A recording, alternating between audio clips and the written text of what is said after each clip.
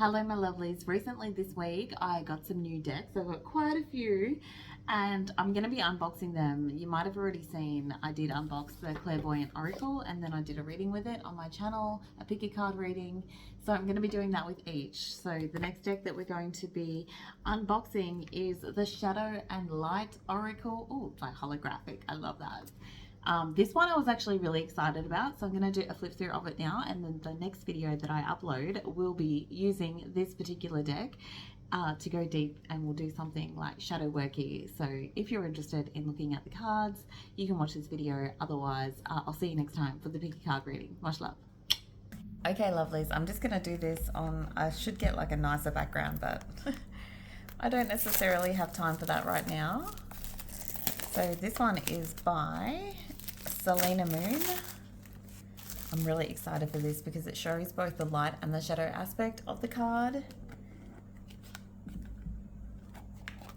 Take that one out. Let's have a quick look at the guidebook. It's again in colour, which is great. I love that they're doing guidebooks in colour now. I know that's not cheap to print, so yeah, I'm really impressed by that. It's got some spreads in there as well. And each card has approximately a page and a half or 2 pages of information, and it's got little affirmations and exercises, mantras, but that you can use as well, which is really fun. Okay, we'll have a look at the guidebook when we pick a card at the end. Let's have a look and see exactly how many cards there. Oh, it's got the holographic edges. Love that. I love a holographic edge. And the back of the card is really pretty too, and it looks like they are reversible. Awesome. So I guess you could use it like in reverse is the shadow aspect kind of thing. Let me move that out of the way. So we have 36 cards. I can hear a noise in the background. Let me just get rid of that noise that's happening. Okay, these are absolutely gorgeous, gorgeous images. Okay, so the first one that we have is growth and pain. So I love this because although growth is painful, right? She's got like the trees coming out of her head. All growth is incredibly uncomfortable, I guess. Beautiful imagery. Discomfort and resentment.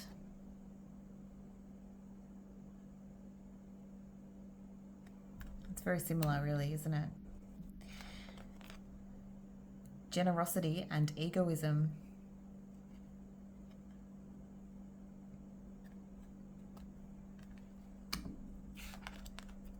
Reflection and overthinking. Yeah, I don't want to reflect too much because I can get stuck here. Beautiful. That's an incredible shadow aspect that we all have within ourselves. I know I get stuck there from time to time. Self-doubt and hope.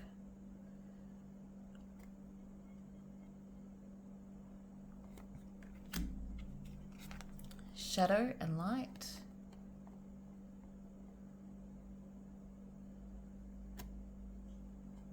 You have to go through the darkness in order to find the light. That's sometimes the problem.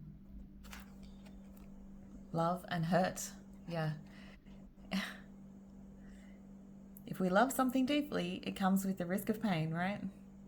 Is it worth the risk? I'm going to say yes. What do they say? It's better to have loved and lost than never to have loved at all. Relationship and solitude. Yeah, which do I value more, connection or my own space? When giving to somebody else means giving up my solitude.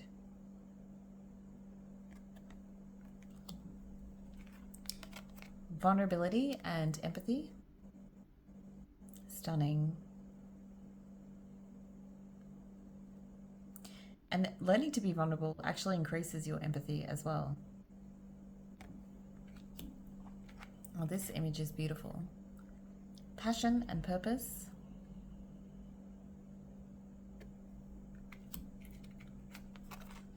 Advice and listen. Two sides of the same coin.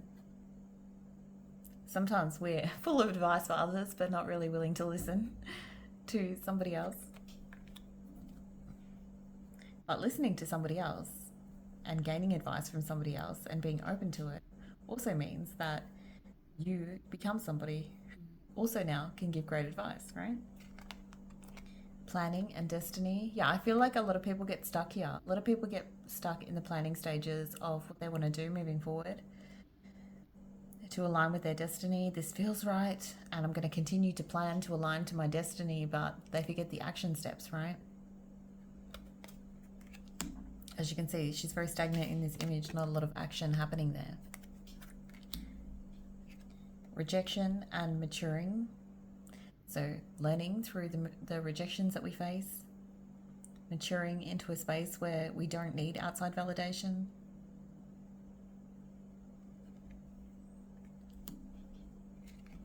Boundaries and respect. Again, sometimes we are willing to enforce our boundaries, but are we willing to respect the boundaries of others at the same time if they don't align with ours? Apologizing and grudge.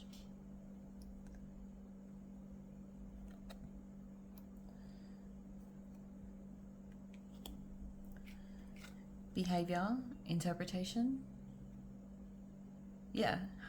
Are we upset with this person's behavior, or are we upset with our interpretation of this person's behavior? I don't like what they're doing. But if you don't necessarily know the intention behind it, true self and the pseudo self, so the false version of self which we project. I love how he's like staring back at his own reflection here. That's beautiful.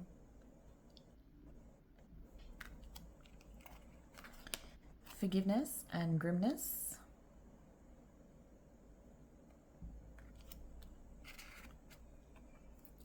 Solution and problem.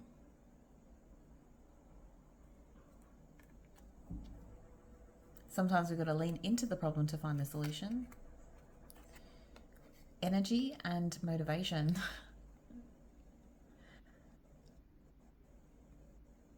I love this, how it's got like the writing here. I thought that was like musical notes, but it's not. It's like little writings. Everything about this image is just stunning.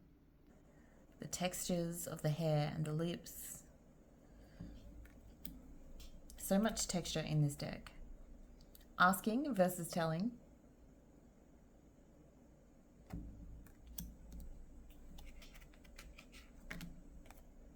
Sadness and anger. Beautiful. You see that anger in his eyes, but then you see like this waterfall of emotion bubbling beneath the surface that we may not necessarily see the emotions beneath the surface because it's projected as anger. It's beautiful.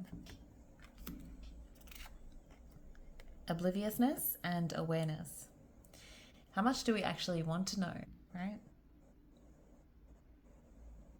Sometimes being oblivious to a situation is less painful. What would you rather? Awareness? Tell me in the comments if you're watching. Would you rather be oblivious to the things that are going on around you and be happy, or have an awareness of things that may be potentially painful? Meditation and escapism.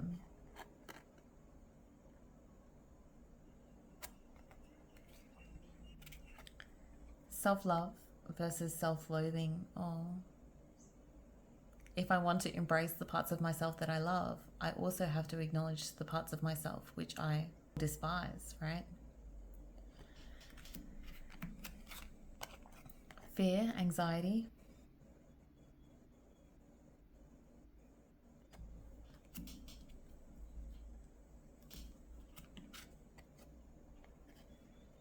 Offended or enlightened. Am I offended in this situation, or have I just been enlightened by a truth? Am I offended by this truth, or am I enlightened by this truth? I actually love that.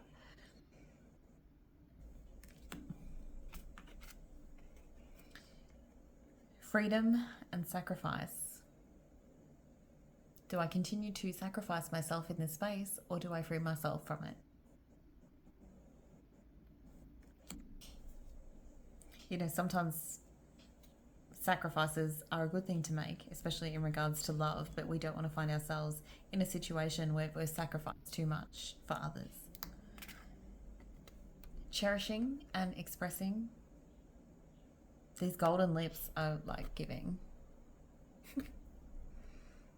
Beautiful. Appreciation and greed. Just how much is too much of a good thing?